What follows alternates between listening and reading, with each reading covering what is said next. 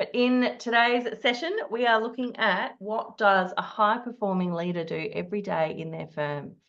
So we're going to cover leadership, obviously, in the first part of today's call, and then we'll have our usual breakout room, which again, depending on the number of attendees who come along, we might just keep it in the main room, or we might move into some smaller breakout rooms. It just depends on how it flows, but you will still have your time to ask any particular questions, either around today's topic or outside of today's topic. So we will dive on in with Thomas. So Thomas, Yes, what's the hey. most important task you do every day that has a great impact on your business? That is taking 1 hour a day to do research, to make sure I'm learning, I'm expanding. I'm really trying to study in that 1 hour as much as I possibly can and consume as much knowledge as possible and try out lots of different angles and think about a lot of different things so that when I'm actually performing in the presence of a team, able to be a lot more effective. So, I don't really find that I can really do anything if my team is not on. I find that I'm only able to steer the ship if the boat is operational and powering that day, and I can steer the boat in different directions, but I'm never taking control of it. So it's really important to me that when I'm afforded the space that I really use that 1 hour and I try and learn as much as possible. And hopefully you come in the next day and people are thinking, did this person read light years of information or something, or where did they go? So, I find my duty as a leader. So and also has the greatest impact on the business as well. We were having a bit of a chat before we opened up the doors, weren't we, Thomas, about the importance of the clarity of what that 1 hour a day is going to be filled with. And yeah, for you at the moment and for the last little while, it's very much been on educating yourself in areas to grow your business. And the impact of that has been great with the success of your marketing, your website development. So you can really measure the outcome of that investment in time. So Right. it's been really great, but I think to encourage those on the call today and those who watch the replay to really be laser focused in what you wish to achieve from that 1 hour a day. Don't just spend an hour reading something not relevant or just reading for the sake of reading. Be laser focused on what you want to achieve. You've got particular areas, Thomas, that you want to learn more in. So you are committed to that time. So, can you just give us a little bit of, background on how you've identified the areas you wanted to learn and apply in? Yeah, I have to have Ed to thank for a lot for really helping me think about this one towards the end of last year, and actually the whole year last year. If it's one thing he got me to focus on last year, was thinking about what my core strengths were.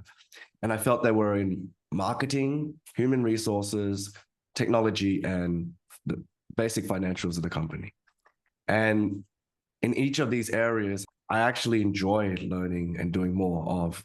And I like seeing the tax side of the team and the compliance side of the team just do their thing. Okay. I've, committed enough brain power, like capacity planner, planning out like a million different ways. But my passions are mainly in those 4 areas. So I try and balance my skill in each of these areas as if they were like subjects in a school. Okay. I know Ed says if you're weak in one subject, forget the others. I'm not talking, these aren't the others. These are the subjects that I'm good at. And I prefer to be good at all of these ones. And if I feel like I'm not putting as much attention into, say, the human resources as I'm in the marketing, I'm going to start reviewing more resumes. I'm going to start planning out what the next set of graduates or next set of roles for a few people might look like. I might increase the amount of one-on-ones I'm having with a team. And then recently I'm adding into the mix technology. And so I'm managing API developers, we're managing web developers and UI design. So it's a whole different skill set, and we're producing a whole different set of things for ourselves and for our clients. What I'm doing now is, and something Ed has always tried to instill in me, was just to be a good leader. You really understand it. It doesn't matter what, as long as that domain of the skill is within your strengths, then you will be able to lead a team in that area too. And I've been inspired by a lot of the firms I've worked with the past few years, their ability to just go into other capabilities within their own firm and establish those in order to build infrastructure, I find very inspiring. And so at some point, all your needs are taken care of in the business. You're not a mess. You're not frightened all the time. You're just learning and you're expanding your skill set. And it feels like the time I'm spending now is highly impactful, highly fulfilling time. And I come into the office and I get to see the results and my team thanks me. They go, thank you. They call me GM in the office. In June, we had 100% increase in leads. Okay.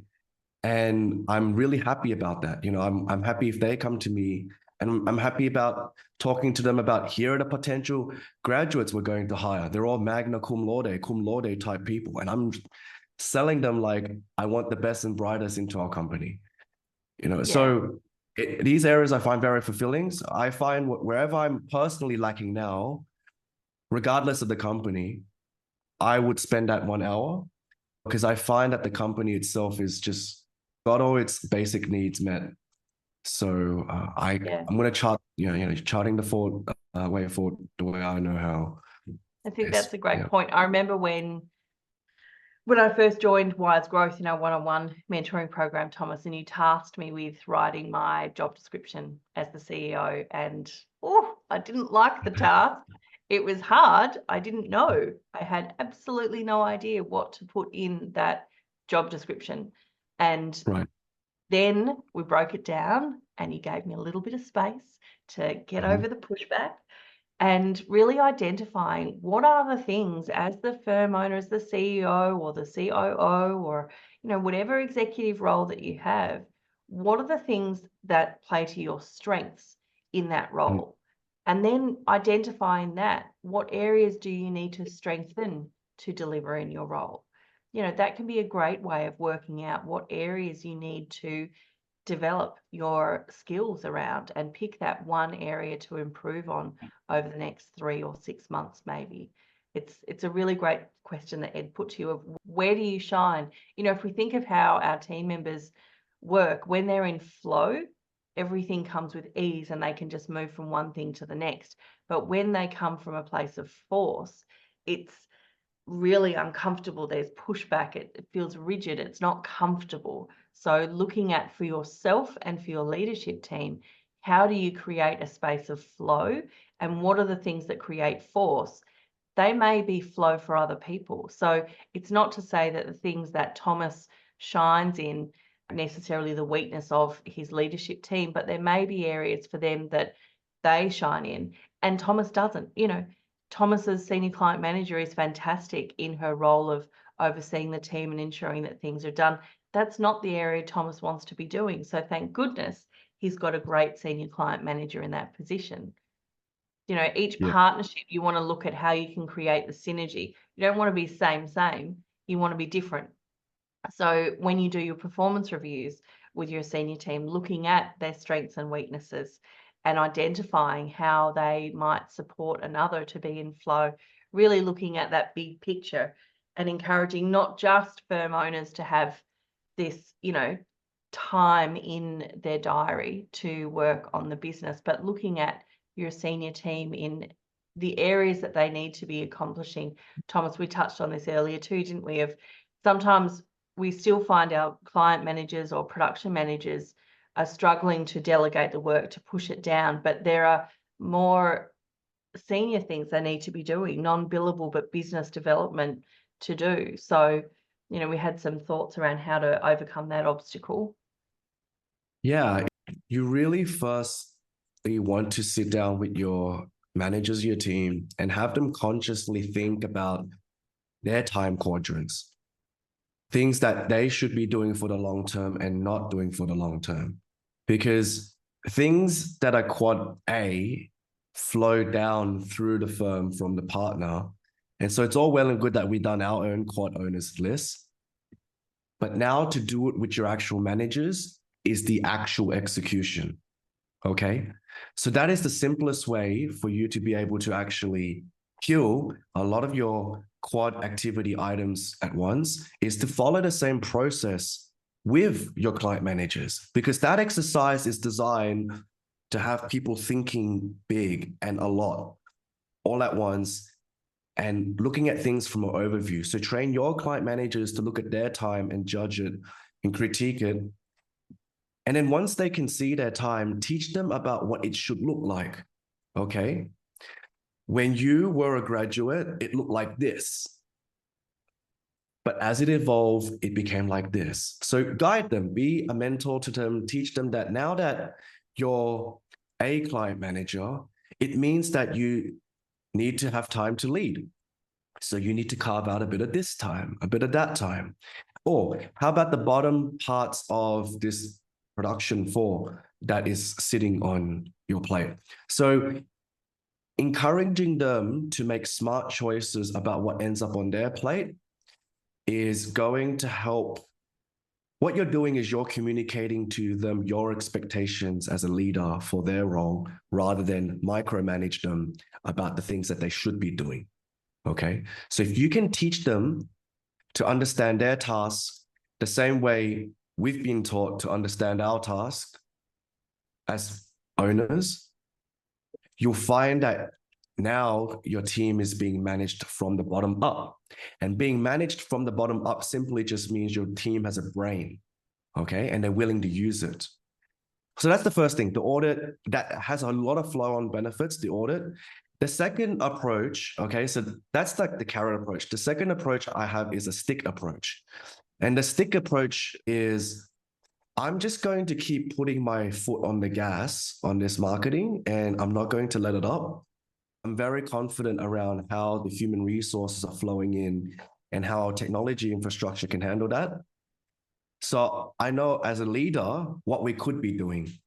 And so you're just going to have to trust me, and the ride's going to get a bit rocky, but it's just, I'm going to open the floodgates and we're going to sit on this boat together, and you just trust me, we're going to go down. It's going to be a bit rough. We're going to go down. We're going to make it through, I promise. And so I think there has to be a balance. You have to work with people, but I've seen companies that are too nurturing, and then the staff become a bit soft.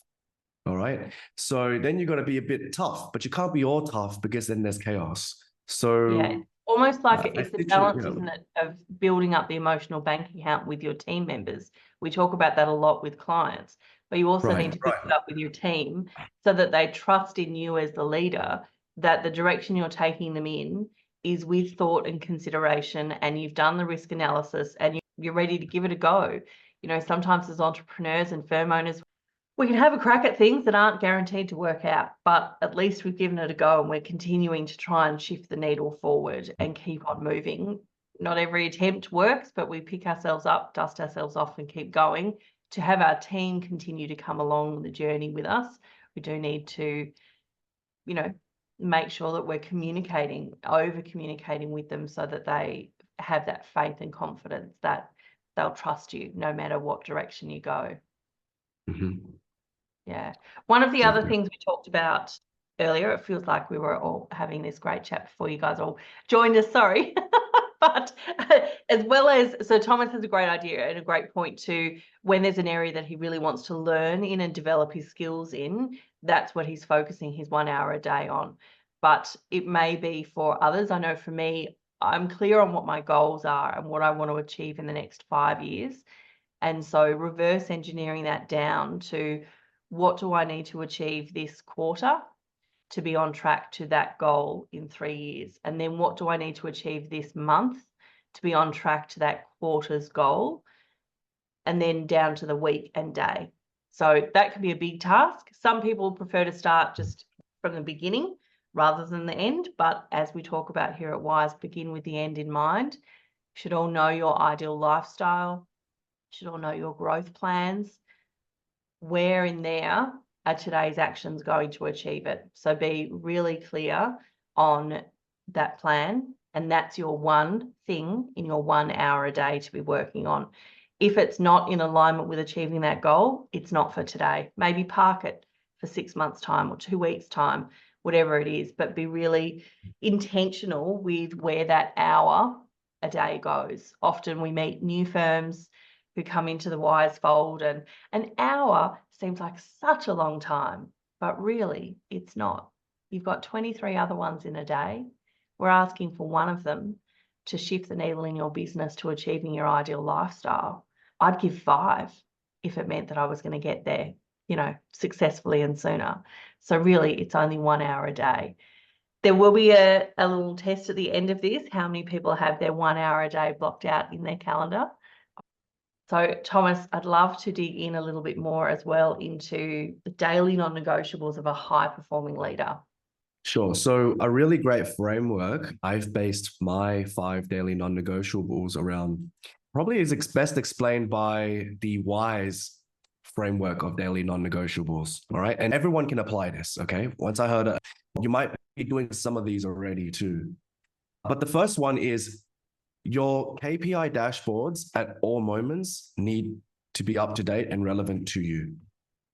Okay. So to give you the peace of mind that you know what's going on, you need to be able to see and know what your KPIs are at any given moment at all times. Okay, that's what's truly going to help frame you to make the right decision for whatever's going forward. Yeah, that's in having our Fab 5 up to date. You've all got a Wize Hub. Having that Fab 5 up to date. Don't be the plumber with a dripping tap, the accountant or bookkeeper whose month end isn't closed off for 2 months. Treat yourself as an A-class client. You are the most important client of your business. Your book should be closed off early into the new month. Your assistant CFO should be updating your Wize Hub Fab 5 by the 7th of the month or the 10th of the month. What policy do you have in place to make sure your numbers are prioritised by your team and that your assistant CFO is getting that data in as quickly as possible for you? And I know for Sky, they're almost updating it weekly, if not daily. Sometimes, particularly when they're really looking at their growth and, they're doing acquisitions and bedding down changes, need to be sharpening the saw constantly. So if it's more than a month out of date, it's too late. What can you do about it? If you're not reviewing your Fab 5 until the 25th or a whole month and a bit afterwards, what changes can you make to course correct? Or what celebration did you miss out on because the moment's gone by? So I think that that's a really great daily, weekly non-negotiable to make sure that your Fab 5 and any other KPIs you have in your firm are up to date and current. Exactly. It's the Fab 5. It's hard to make good decisions. You don't want to make a decision without your Fab 5. And that 1 hour, Christy, I like to spend at least 1 hour working on the business. And I find that that hour for me now is pretty much spent making decisions. Working on the business for me is either saying, yep, go ahead, that looks about right, go ahead, or here are the next steps, or here's the next set of directions. So I try to make it so that if I'm giving my next decision, that I'm working with people that would see the next few months worth of task in what I've said, if that makes sense. And that takes time to train people up to be able to understand you that way and be skilled enough and have enough in their skill sets and their tool sets to be able to work with you there. But I try to work with people that if I'm speaking with them, they're always getting the next few months pictures from my decisions on that particular area. And there are thousands of areas per division. So that's how I try to work on my business. So that's for my second one. I'm spending 1 hour. For my third item, I usually also have one priority, however, that I need to focus on aside from all the things that people are throwing at me. I find that making decisions for an hour builds the business. But what I need to do is prioritize. I need to be able to prioritize learning the next steps. A lot of what counts on next projects actually requires me to actually understand the technology and the tools for the next steps.